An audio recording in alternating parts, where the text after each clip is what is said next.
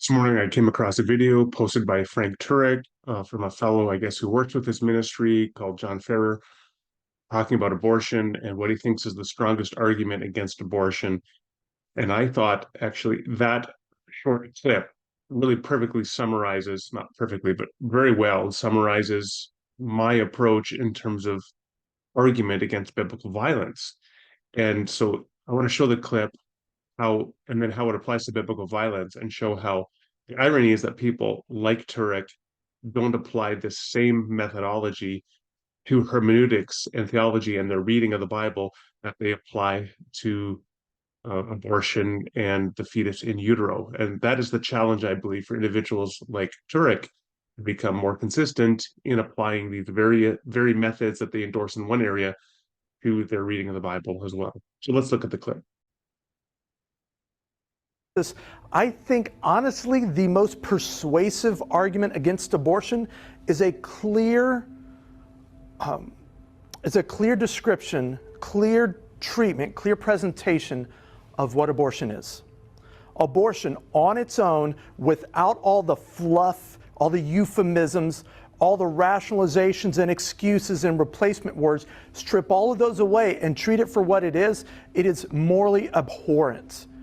And oftentimes I find the most effective conversations I have about abortion to try to persuade people to the pro-life cause, they're not coming from the angle of, say, this pro-lifer who has this list of arguments that I'm gonna roll out on them. Usually it's trying to help them to understand what it is they're defending. Peeling back the euphemisms is a major part because it kind of makes your job easier, because deep down, most every pro-choicer doesn't like abortion, doesn't want it to exist, doesn't think very highly of it, but they connect it to an idea of women's freedom, equality, something like that, and that's what they're actually fighting for.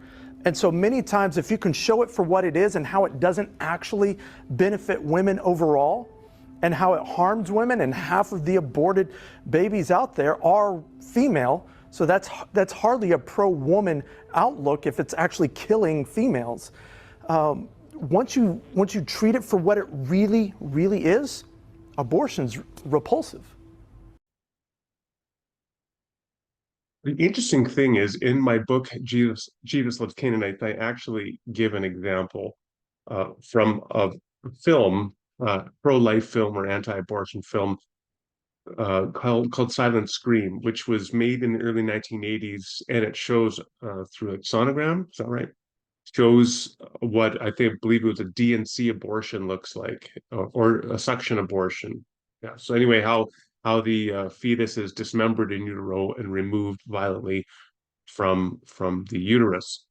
And the idea behind the production of this film, Silent Scream, this short film, was simply to show what abortion is, and therefore to trigger within the person viewing the film a moral intuition, which is coupled with revulsion toward what they're viewing, and would lead them in a non-discursive way.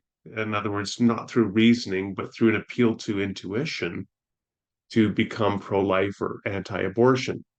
And that's exactly what Farrer's doing here, is he's saying, look, arguments are great, but the best thing that you can do to get a person to be pro-life is to appeal directly to their moral intuitions by giving a clear and sober account or explanation of what abortion is. And I think, yeah, if you want to make people pro-life, that's probably the best way to do it.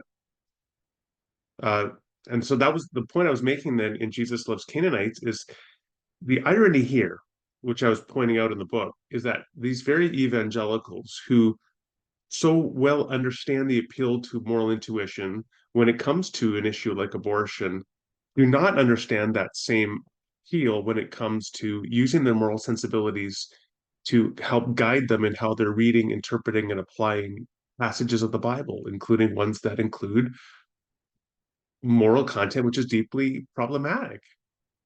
So the best thing, again, that you can do in that situation to challenge the evangelicals and other Christians to rethink how they're reading and interpreting and applying the Bible is to help them to appreciate the full moral implications of the readings that they are adopting or accepting. A few days ago, I did a debate dialogue with David Lamb, biblical studies professor, Old Testament studies professor, hosted by the Analytic Christian YouTube channel, great channel. Uh, and At one point we were talking we were talking about Deuteronomy 21 and 22 and the relation of those texts to sexual assault. And along the way, I pointed out that the capital punishment by stoning is a horrible way to kill someone and an inhumane way to kill somebody. And I said, look, if you want to appreciate the full moral gravity of how horrible this way of killing somebody is, watch the film The Stoning of Soraya M., which graphically, over about 25 minutes near the end of the film, it reconstructs the stoning of a woman in modern day Iran. This happened in the early 1980s. This woman was falsely accused by her husband of, I believe, adultery because he wanted to divorce her. So he accused her of that. The tribal elders took her out to the edge of the village. They buried her up to her waist, and then they pelted her to death with rocks. And that is what it is like to be stoned to death. And that is, of course, a punishment that God is presented as commanding for the Israelites to undertake in various circumstances in the Torah when he's building this perfect, this God honoring theocratic society, and yet it is a morally heinous way of killing somebody. And so I'm pointing this out, and then David Lamb responds and says, "Well, yes, I agree that stoning is heinous." And then he moves on with his point. And then when I came back, it was my turn again. I pointed out, look, you said it's heinous to stone somebody, but something is not heinous if it is morally permissible or morally and legally required. And so I fear, I said to David, that you are equivocating because on the one hand, you want to say this is morally heinous, and I believe that is consistent with our moral intuitions about the act of stoning. You want to say it's morally heinous, and yet you also want to believe God commanded it, and thus it was morally right for them to do, and thus not morally heinous. So there's an equivocation there as to what it even means to say heinous for something. And that is what results then is this deep cognitive dissonance that you want to absolutely proscribe something, whether it's the act of stoning somebody to death or cutting off their hand as a punitive judgment or killing civilians or in genocidal mass killings or engaging in ethnic cleansing by forcibly removing people from land that they've settled on for centuries. You can go on down the line of various acts within the biblical narrative that God commands and commends, which appear to be fundamentally incongruous with our moral intuitions. And in the same way that John Ferrer says, look, the best way you're going to get people to become pro-life is by simply helping them to understand what is implied and entailed by abortion. So the best way to get people to rethink their reading of the Bible is to challenge them to come to terms with what is implied and entailed by their reading of the Bible in terms of what it means to stone a person, what it means to kill civilians, and so on. And so that was the method at the heart of Jesus Loves Canaanites. And I just think that people who ostensibly are pro-life, who say they're pro-life, like John Ferrer or Frank Turek, they need to come to terms with the fact that they have a fundamental moral inconsistency, that they don't apply that same method they want to apply to the uterus, to the fields of battle and the world of the ancient Near East that is described in Deuteronomy, Joshua, and so on. So that's the challenge.